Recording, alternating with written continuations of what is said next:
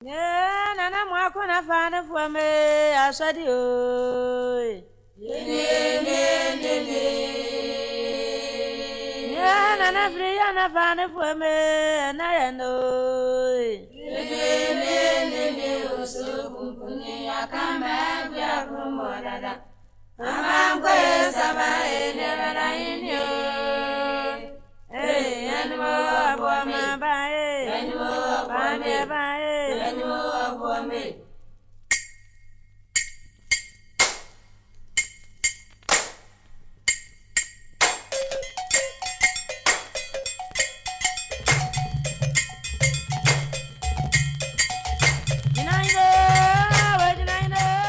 Pinda Boroko est une sous-préfecture d'environ 10 000 âmes de l'arrière-Zanzan du département de Bondoukou, dans la région du Gontougo. Localité au nord-est de la Côte d'Ivoire à plus de 400 km d'Abidjan, ses habitants sont les Bron et les Koulango. Village de la province d'Akidom, l'une des 5 provinces qui composent le royaume Bron, Pinda Boroko est dirigé par Nanan Binikwaku, chef de Pinda, et Nanan Kobenan Yebois, chef de Boroko. La localité se situe dans une zone géographique où sont parlées couramment une dizaine de langues.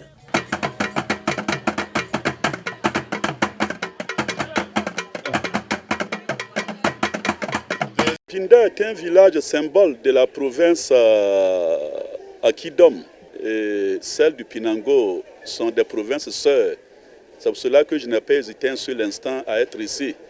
Et le vivre ensemble est aussi démontré à Pinda. Le village d'à côté, c'est Boroko. Boroko est d'origine Koulango, Pinda est d'origine Bron. Donc à travers un peu ces mariages, à travers un peu cette démonstration, ces sites, ces choix du village Pinda-Boroko montrent que nous savons vivre ensemble. Le village, situé à 22 km de la ville de Bondoukou, a reçu plus d'une centaine d'étudiants encadrés par des doctorants et des enseignants-chercheurs. Objectif principal, initier et familiariser les étudiants-chercheurs à l'approche pratique et à la technique de recueil des données en linguistique de terrain. Penda est un village bron, mais un village bron spécifique. Un village bron où on parle Koulango et certains parlent le Koulango et la bron. Mais les étudiants veulent savoir, est-ce que étant bron et parlant Koulango, est-ce que nous avons gardé nos coutumes et nos mœurs? Parce que généralement, quand on parle une langue, on prend sa culture. Et nous, en tant que bron parlant Koulango, nous avons gardé tout ce que nous avons comme coutume.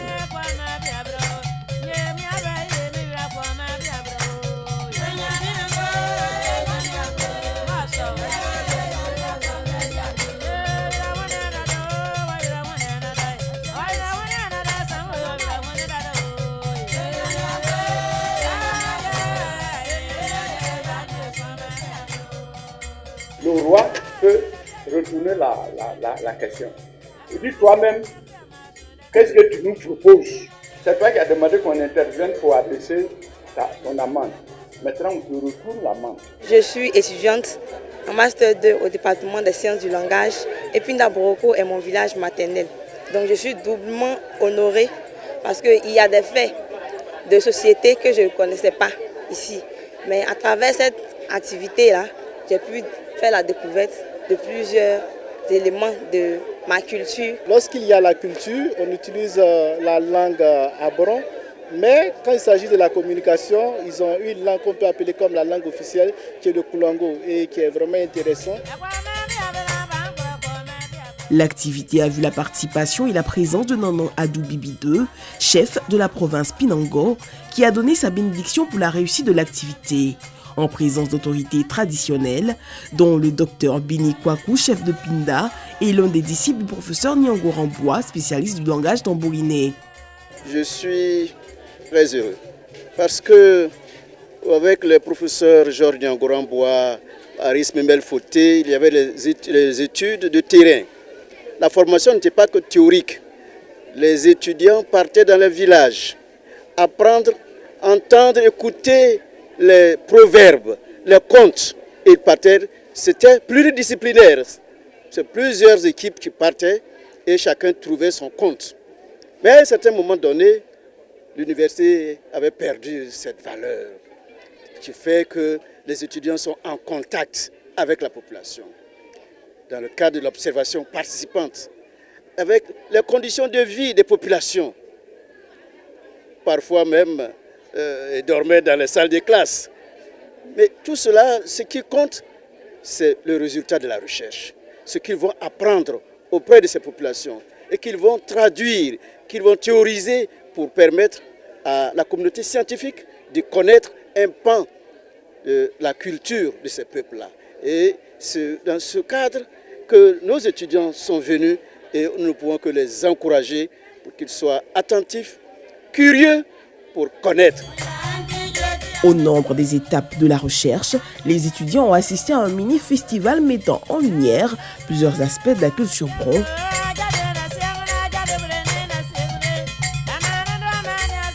Vous avez remarqué que je ne dis pas abon, je dis bon, et puis ou bien je dis bon, B-O-N-O ou bien B-R-O-N-G.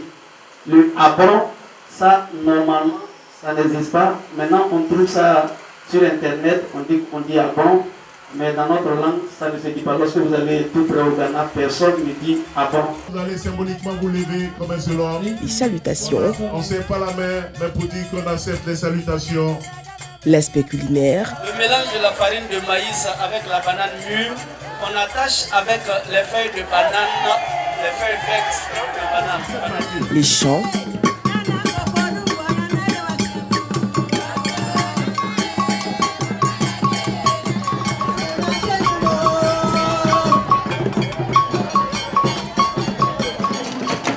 Les danses pour la danse kété, la danse des nobles en pays bron. Soit le mariage se fait en famille, purement en famille. Le mariage coutumier. Soit ça se fait entre deux familles.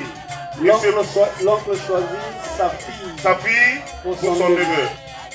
La parade du chef du village portée dans le palanquin, le port du pagne. Le peuple bron se caractérise en effet par la singularité du port du pagne traditionnel, une richesse culturelle de ce peuple.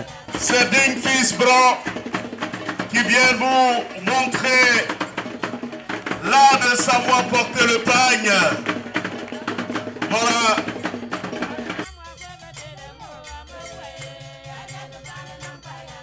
Les apprentis linguistes ont assisté au règlement de conflits en pays bron, à une soirée de contes ponctuée de proverbes bron et koulango et à des rencontres thématiques avec des formateurs.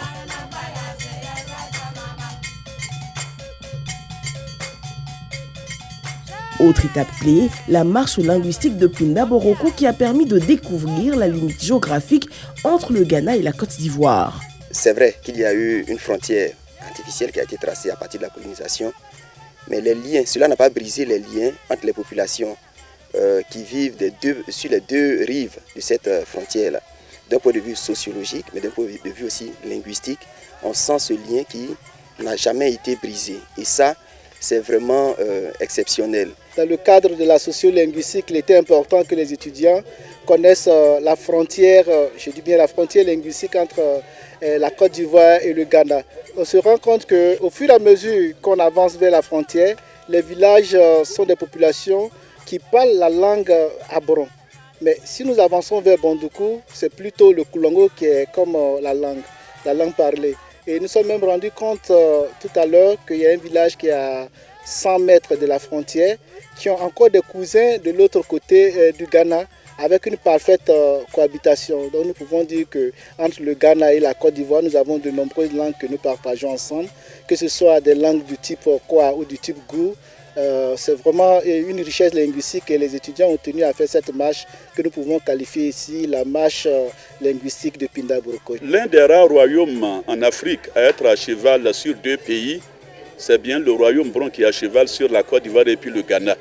Mais si vous prenez aujourd'hui en Côte d'Ivoire, les brons sont estimés autour de 150 000 habitants, alors qu'au Ghana c'est 1 450 000 habitants. Donc voilà un peu, le Zanzan en gros aujourd'hui c'est 800 000 habitants, mais les brons représentent 150 à 200 000.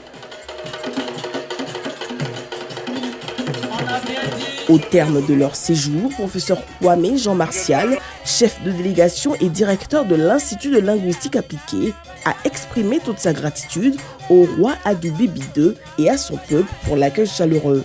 Avec lui, le professeur Kosonou Kouabenan Théodore, superviseur général de l'enquête de terrain, qui n'a pas manqué d'honorer le docteur Kofi Foufié-Jonas, chef de cabinet de l'inspecteur général d'État Théophile Awandoli à la présidence de la République. Fils du village, il est le premier docteur en alphabétisation du département de linguistique et a largement contribué à l'organisation de cette enquête à Pinda Boroko.